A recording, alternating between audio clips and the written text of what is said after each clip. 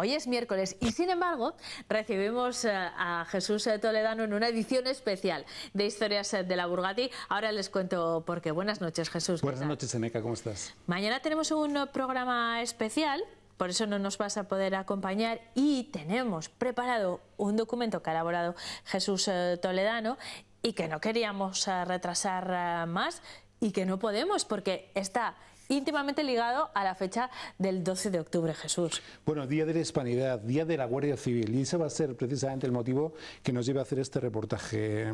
Afortunadamente estamos ante una Guardia Civil moderna, desde luego que ese periplo que ha tenido la Guardia Civil, vamos a conocer su historia en Burgos desde el pasado siglo, ha cambiado, y no es que antes fuera mala en ningún caso, pero aquella Guardia Civil de los caminos, aquella Guardia Civil arquetípica, comentábamos y lo hablábamos con el teniente coronel, del cual vamos a saber al final del reportaje, cómo estamos ante un cuerpo antiguo pero no anticuado para nada. Nos han abierto las puertas de su casa, hay que agradecérselo. Hemos conocido su laboratorio de investigación histórica con el sargento Carlos Alfonso Chamorro, y desde luego que hemos contemplado una Guardia Civil con uno de los mejores laboratorios de criminalística, pero lo que nos va a traer hoy en este reportaje es esa historia íntima, esa intrahistoria de la Guardia Civil ligada con Burgos, con algunos aspectos que, como vamos a ver, nacen y se hacen aquí.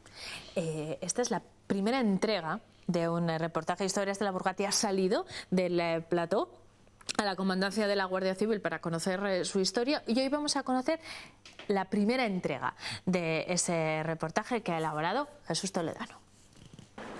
En 1846, el 11º tercio de la Guardia Civil se ubicó y se instaló en el Hospital de la Concepción. Desde entonces hasta este acuartelamiento de la Avenida Cantabria en 1986 han sido décadas, años de esfuerzo del Instituto Armado. Toda esa evolución de nuestra ciudad y nuestra provincia vamos a conocerla hoy aquí en el Laboratorio de Investigación Histórica General Centeno.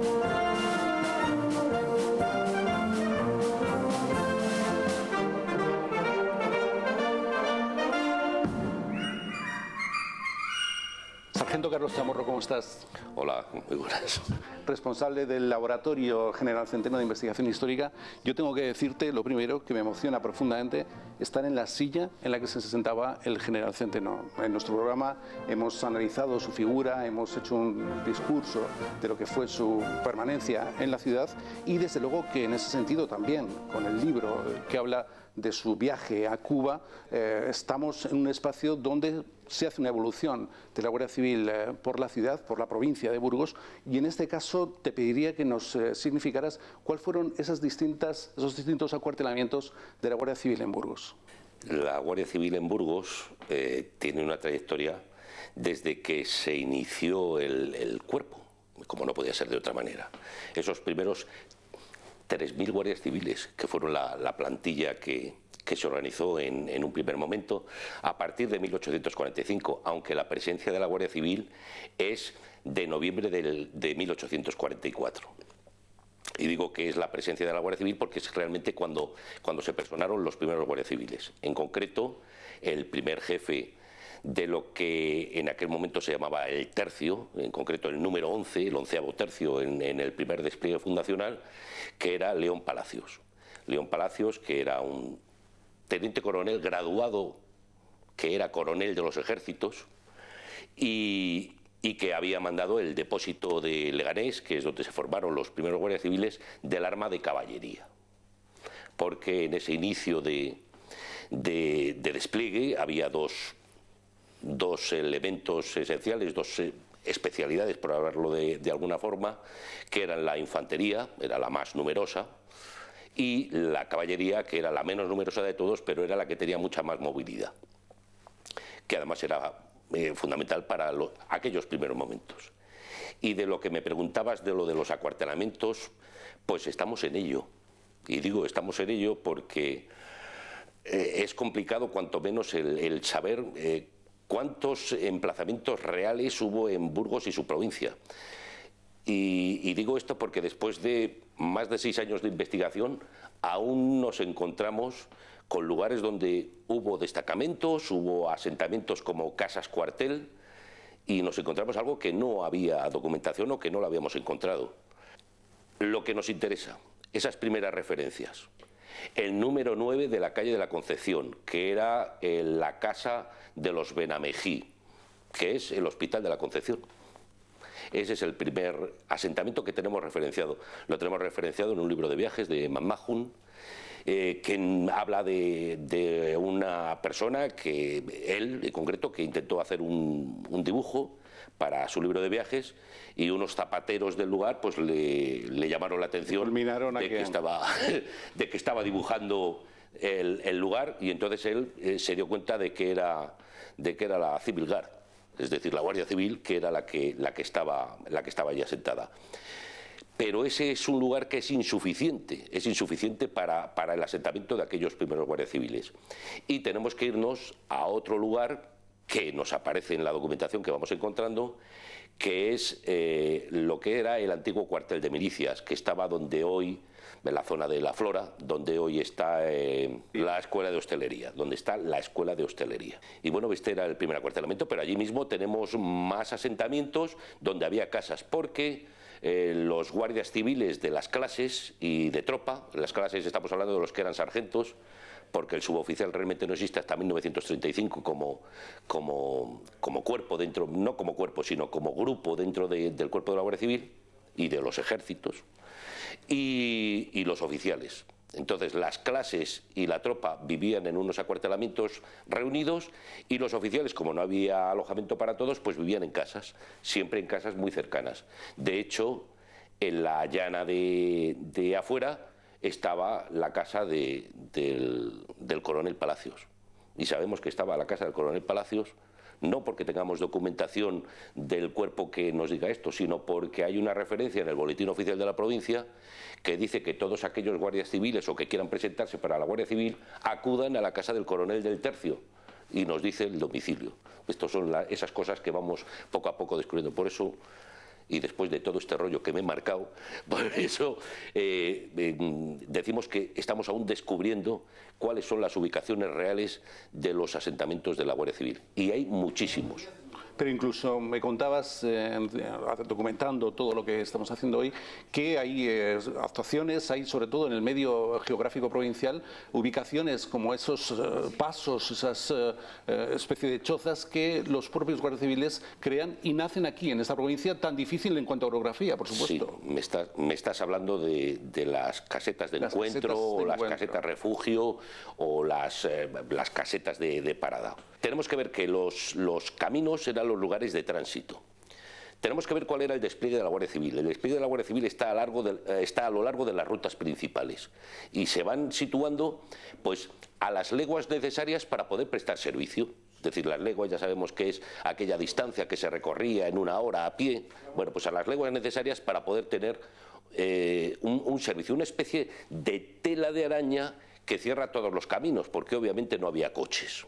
Sargento, si hay algo que simboliza la Guardia Civil es este elemento que tengo yo aquí.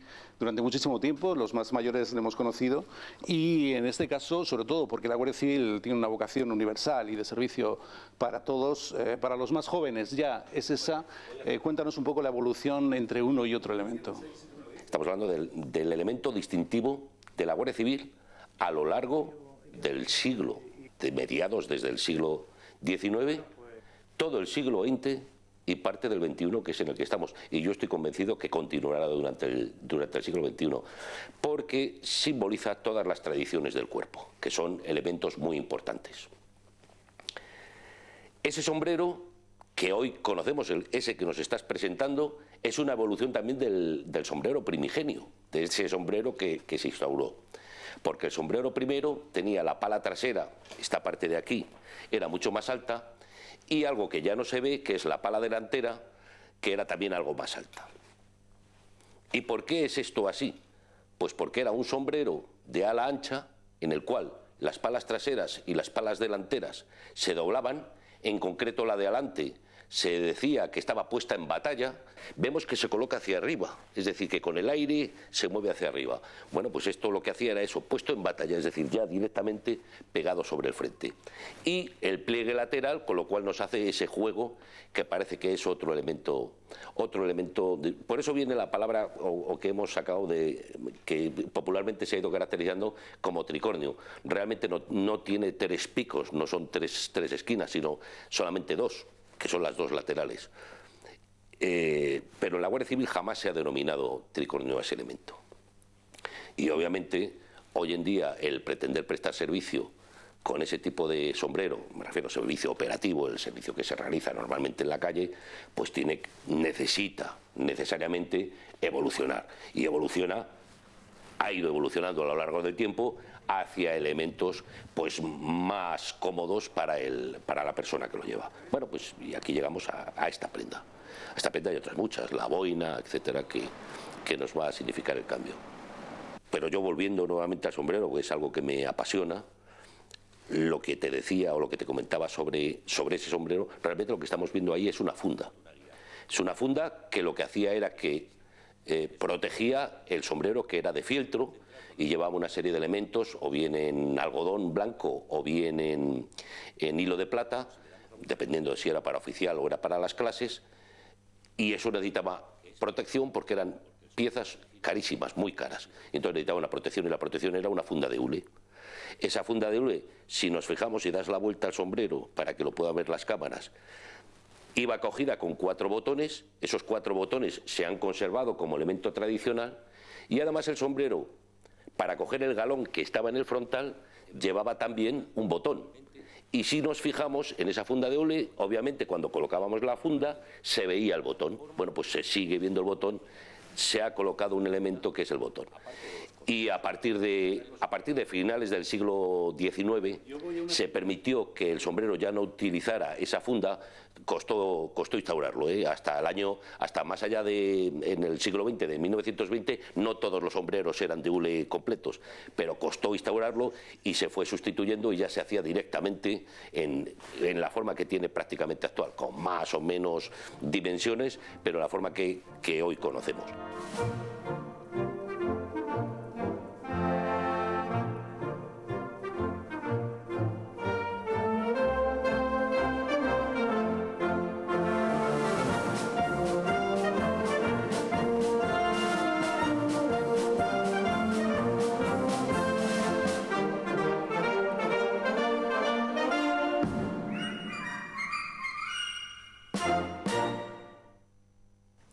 Bueno, esta es solo la primera entrega del reportaje que ha elaborado Jesús Toledano en la sede de la Comandancia de la Guardia Civil. La próxima semana veremos la segunda parte, Jesús, pero antes de despedirnos queremos acercarles a nuestros espectadores un testimonio que ha recogido en la sede de la Guardia Civil, porque se acerca la fecha de su patrona, el día 12 de octubre, día del Pilar, es también día de celebración para la Guardia Civil, y como no nos vamos a ver antes, pues vamos a compartir el mensaje con todos nuestros espectadores. ¿De quién proviene ese mensaje? Del teniente coronel Alfonso Martín, del máximo, del jefe de la Guardia Civil en la provincia de Burgos, un hombre joven, fíjate, nacido en 1974 en Bilbao. Eso ya dice muchísimas cosas. Está laureado, entre otras muchas, con la medalla al mérito policial, una condecoración del país de Francia en torno a la lucha antiterrorista. Ha estado destinado en San Sebastián, Alicante. Podemos estar plenamente satisfechos de su labor al frente de la provincia, como podemos estar en el caso de Jesús María Nogales en torno a la Policía Nacional, y desde luego que él, al que hay que agradecer el trato que nos dio en su casa, igual que a sus hombres, manda este mensaje. Escuchamos al teniente coronel.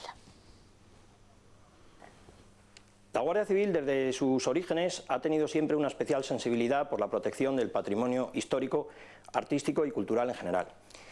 Gracias a la labor de algunos compañeros antecesores nuestros, que tuvieron en su día la precaución de obtener, conservar y la visión de reunirlo en un espacio como este, hoy podemos disfrutar aquí en el cuartel de la Guardia Civil de Avenida Cantabria de toda esta colección. Celebramos, como cada año, la festividad de nuestra patrona, la Virgen del Pilar. Quiero invitar a todos los burgaleses a que nos acompañen en un día tan especial para nosotros y nuestras familias, en el que podrán disfrutar de una parada y un posterior desfile militar que hacemos para conmemorar cada año nuestra patrona. Bueno, pues ahí queda ese mensaje. Jesús Toledano, volvemos a vernos el próximo jueves, ya en horario habitual de Historias de la Vulgata, con la segunda entrega de este reportaje. Muy interesante, porque seguiremos ahondando en esa historia particular de la Guardia Civil en Burgos. Gracias, Jesús. Me gusta Un también placer. fuera del plató, Historias de la Haremos Vulgata. haremos cosas. Nosotros también nos vamos, pero solo a publicidad, Volvemos enseguida con más propuestas. Hasta ahora.